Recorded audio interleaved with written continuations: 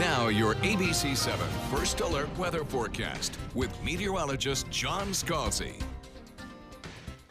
76 degrees, the current air temperature with a lot of sunshine out there and a few fair weather clouds, but that's all, just a few.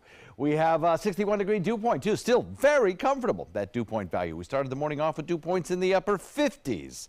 And so consequently we had temperatures this morning which were a few degrees cooler than they were 24 hours ago as we had more of a northwesterly, actually a northwesterly wind this morning. Well, those winds shifting to the west will eventually shift to the southwest later today, and that will start the process of increasing moisture across the area, surface moisture across the area, as we get that fetch of air coming up out of the south off of Gulf waters and then over land. 10-mile-an-hour wind right now. That's going to be pretty much the way it is this afternoon and into the evening hours, about a 10-mile-per-hour wind or so. 77 degrees, Mayaca City, Arcadia coming in at 78, 75 in Parrish, Bradenton at 76, so Sarasota, Venice at 76, Inglewood at 74, 73, Longboat Key. We've had this kind of onshore wind flow for several days in a row now, and it's helped to kind of moderate the temperatures, especially along the coastline. If those winds shifted 180 degrees, they came in from the east, we know that to be a warming wind, and that would warm our temperatures up much more than they have been over the last several days. Well, that's going to happen, but that's not going to happen until next week. So we still get these temperatures that are running a degree or so below the average, or certainly even today a degree or two below where they were 24 hours ago because of that onshore wind flow.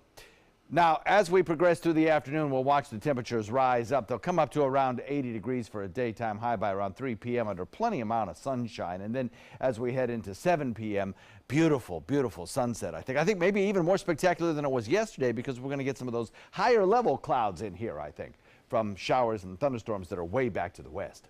Watch the Futurecast. We'll put it into motion. Go through this evening. Looks pretty good. Tomorrow, I think we might see a few of these showers around. I don't think we'll see a lot of them around today, but as we head into Friday, not particularly in the morning, but in the afternoon, we'll see a line of these showers begin to sink south across the region.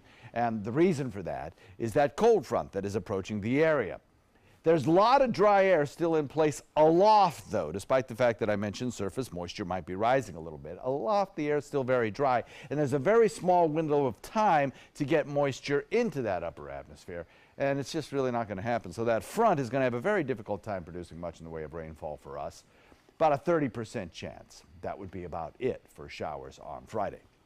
West wind coming in at about 10 shifts southwest this evening.